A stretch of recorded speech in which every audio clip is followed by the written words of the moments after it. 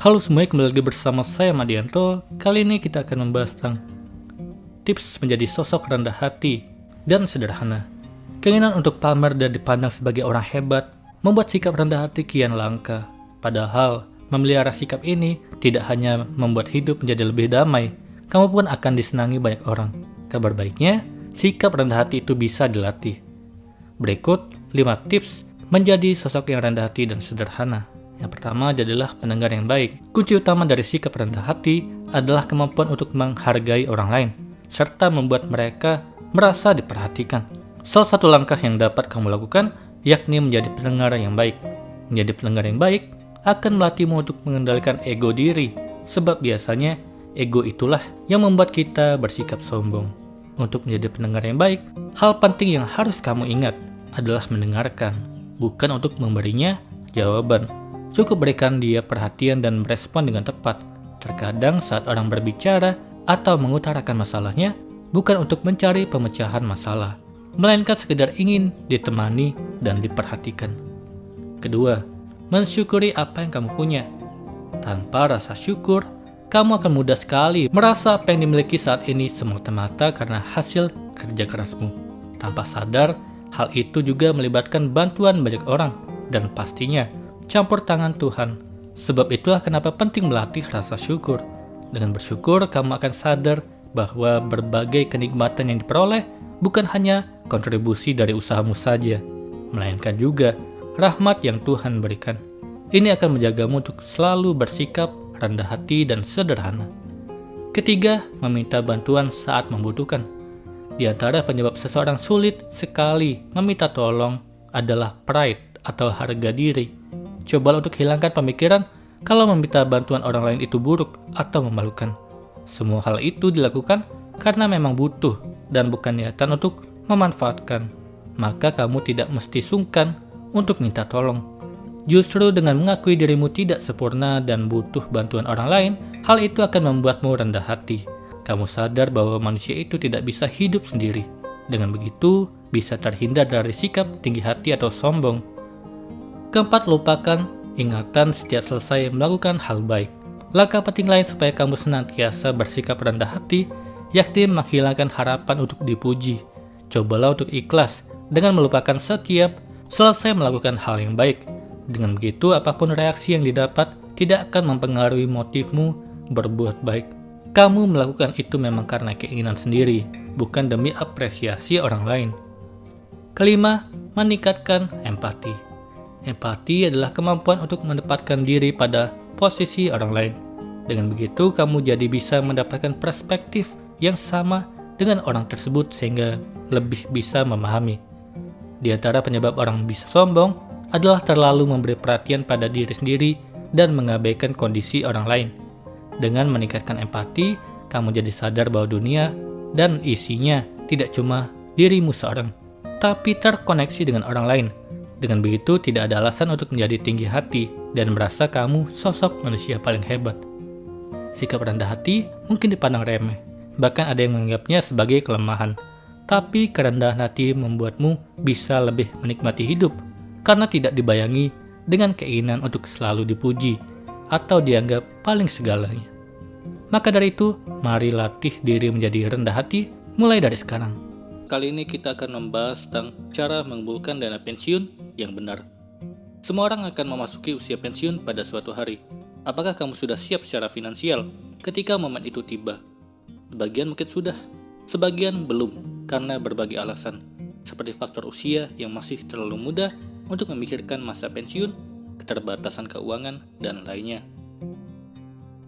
Mempersiapkan dana pensiun sebaiknya dilakukan saat masih muda.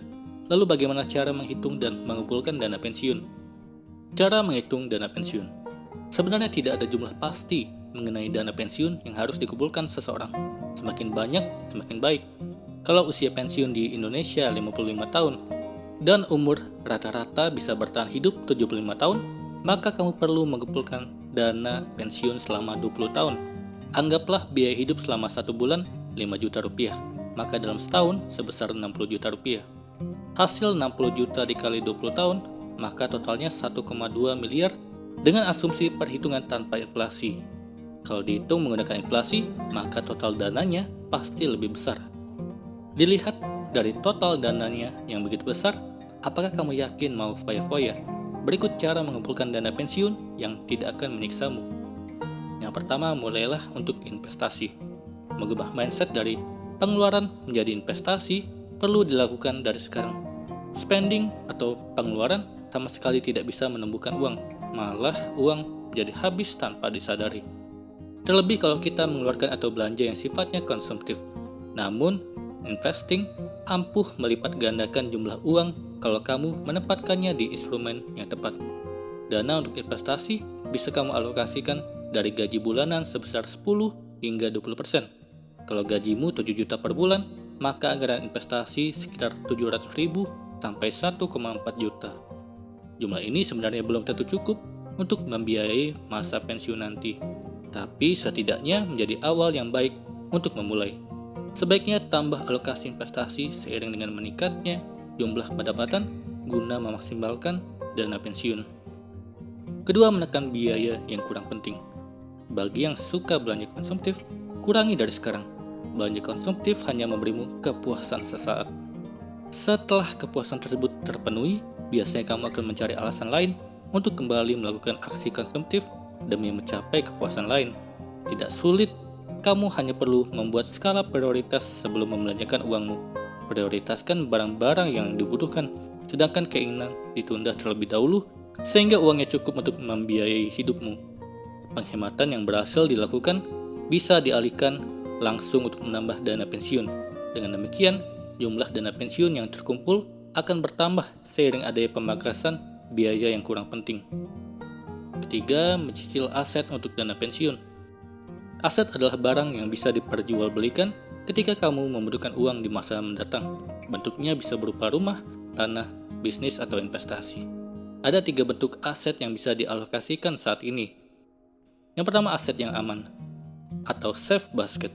Merupakan aset berupa uang tunai yang digunakan untuk membiayai kebutuhan jangka pendek kalau sewaktu-waktu terjadi masalah finansial, misalnya 5 tahun dari sekarang. Banyaknya aset ini dihitung berdasarkan rata-rata pengeluaran rutin dalam 1 bulan, lalu dikali 5 tahun. Aset safe basket bisa berupa tabungan yang bisa ditarik kapan saja kamu butuh uang. Bisa juga dalam bentuk deposito yang penarikannya tergantung dari jangka waktu penyimpanan. Lalu ada income basket, adalah aset yang bertujuan untuk memberikan tambahan dana untuk membiayai safe basket. Misalnya investasi yang setiap waktu dapat bertumbuh. Return dari investasi dapat digunakan untuk menambah aset safe basket. Selain itu, sumber penghasilannya bisa digunakan untuk menjaga stabilitas keuangan ketika terjadi inflasi. Dengan demikian, porsi alokasi untuk safe basket sama sekali tidak terganggu. Lalu ada growth basket. Aset ini berguna untuk menjaga jumlah dana pensiun yang terkumpul agar tidak dikalahkan oleh adanya inflasi. Kalau rata-rata inflasi yang terjadi di Indonesia sebesar 5%, maka aset growth basket harus mampu memberikan return yang sama atau lebih besar. Return sebesar ini bisa didapatkan dari instrumen investasi seperti saham, cryptocurrency, atau bisnis lainnya. Pilih mana yang menurutmu paling menguntungkan dan sesuai dengan profil investasimu. Keempat, memantau finansial. Meskipun kamu sudah berhasil melakukan ketiga cara tadi, bukan berarti kamu bisa mengabaikan finansial begitu saja. Pemantauan finansial tetap perlu dilakukan untuk mengantisipasi adanya pengeluaran yang tidak sesuai rencana. Kalau memang ada, kamu bisa tutupi pengeluaran tersebut dengan perencanaan keuangan yang lebih ketat pada bulan berikutnya. Dengan demikian, pengumpulan dana pensiun tidak terganggu sedikit pun. Mari melek dana pensiun dari sekarang. Mengingat masa pensiun itu pasti, apa salahnya sedia payung sebelum hujan? Tidak ada ruginya menyiapkan sedini mungkin meskipun realitanya dana tersebut tidak habis terpakai. Setidaknya dana pensiun akan memberikan rasa tenang karena kamu tidak perlu takut memikirkan biaya untuk menjaga kelangsungan hidup di masa mendatang. Itulah tadi tips bagaimana cara mengumpulkan dana pensiun yang benar. Semoga ini bermanfaat. Sekian dan terima kasih.